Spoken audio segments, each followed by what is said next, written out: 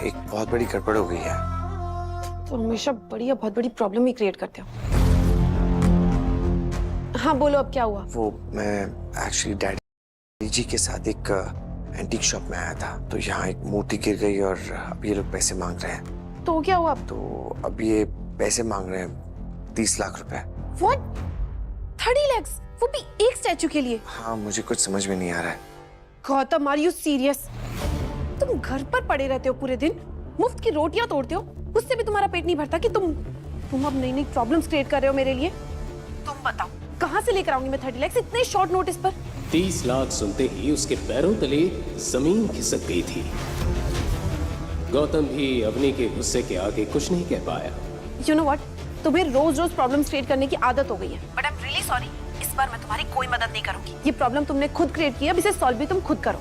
लेकिन अपनी आज गौतम और अवनी की शादी को 3 साल हो चुके थे, लेकिन गौतम आज भी अवनी के घर एक घर जमाई बनकर ही रहता था, जहां उसकी हैसियत एक नौकर जितनी ही थी। वो नौकरों की तरह कभी सांस की साड़ी आयरन करता तो कभी अवनी की गाड़ी साफ करता।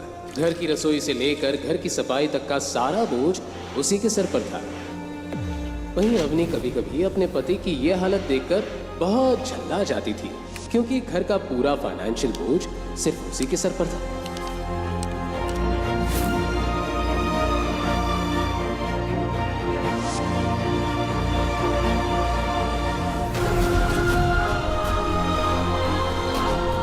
लेकिन अम्मी, ये स्टैचू पापा के हाथ से टूटा है, इसमें मेरी क्या गलती है?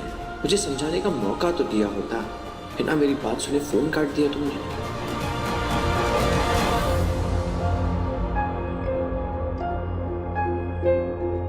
क्या हुआ मिस्टर? 1 घंटा हो गया, लेकिन अभी तक ना पैसे आए और ना तुम्हारी मदद के लिए कोई आदमी। ऊपर से बुढ़ा शॉप से भागने की कोशिश कर रहा था। वो तो अच्छा हुआ गार्ड्स की नजर इन पर पड़ गई, वरना ये तो रफू चक्कर होने का पूरा प्लान बना चुके थे। देखिए मिस्टर, 2 बजे अगर 5 बजे तक तुमने इस एंटीक स्टैचू के पैसे नहीं भरे तो मैं पुलिस को बुला के इस बुढ़े को अंदर करवा दूंगा, और इन बॉडीगार्ड से तुम दोनों की खातिरदारी कर लेंगे। समझ में आई मेरी बात? जी सर, समझ में आई, बस 2 मिनट दीजिए, हम फिगर आउट करते हैं। पापा जी, ये हमें यहाँ पेमेंट किए बिना जाने नहीं देंगे। लेकिन मैं जेल नहीं जाना चाहता, प्लीज तुम कुछ करो ना, तुम मेरे बदले जेल चले जाओ। वैसे भी मेरे परिवार ने 3 साल तक तुम्हें रहने के लिए छत दी है, इतना तो कर सकते हो ना तुम मेरे लिए। डैडी जी, मैं जेल तो चला जाता, पर ये लोग काफी स्ट्रिक्ट है, ऐसे नहीं छोड़ेंगे। आपने देखा नहीं वो मैनेजर कैसे धमकी देके चला गया। तो फिर पैसे दे दो ना इन्हें। 30 लाख देने, मेरे जेब में 30 फूटी कौड़ियां नहीं है। मैं नहीं कमाता, मुझे खर्चे के लिए भी अपनी पैसे देती है। मेरे पास नहीं है, ना नौकरी है ना पैसे, कैसे चुकाऊंगे? तो तुम अवनी को फोन करो, मैंने उसे फोन किया था, उसने फोन काट दिया बिना सुने। यूजलेस दामाद हो तुम एकदम, अपनी बात मेरी बेटी के सामने रख भी नहीं सकते। तुम उसे कॉल करो, मैं बात करता हूँ।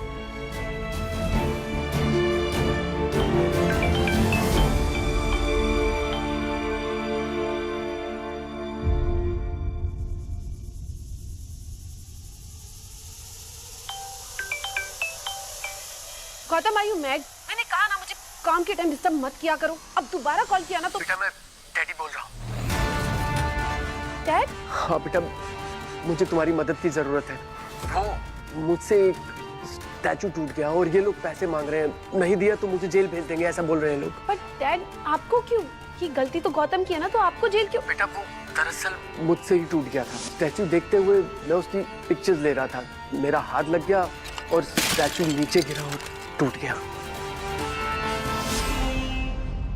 डैड, आप ऑलरेडी जानते हैं कि गौतम ने घर पे कितनी प्रॉब्लम्स क्रिएट कर रखी है, और आप भी मेरी लाइफ में नई नई प्रॉब्लम्स लेकर आ रहे हैं। लेकिन बेटा ठीक है, अब बताइए आप कहाँ पर है, मैं मॉम को लेकर आती हूँ। बेटा, हम एंटीक शॉप पर है, Madhav Nagar. Okay, wait there, मैं अभी आ रही हूँ। अवनी के सामने बहुत बड़ी मुसीबत खड़ी थी, जिससे निकलना उसके लिए आसान नहीं था। दरअसल अवनी के पिता अनिल सिंह जोधपुर के अमीर परिवारों में से एक थे, लेकिन अनिल की मां गायत्री देवी हमेशा से ही गौतम और अवनी की शादी के खिलाफ थी। 3 साल पहले अवनी के दादाजी हिम्मत अग्रवाल गौतम से पुष्कर में टकराए थे, और गौतम को पहचानते ही उन्होंने अपनी फेवरेट पोती अवनी के लिए उसे पसंद कर लिया।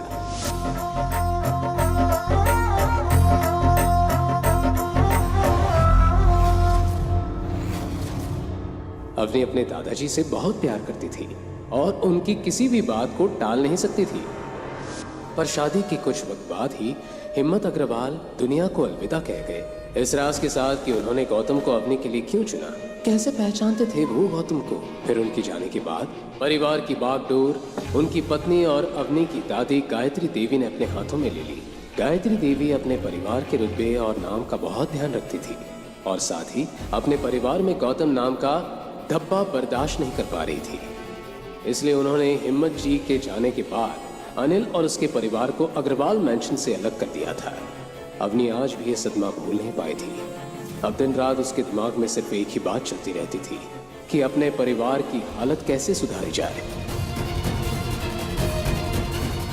आज एक बार फिर उसके सामने मुसीबत खड़ी थी। वो अगले ही पल अपनी मॉम गीता के साथ माधव नगर जाने के लिए गई।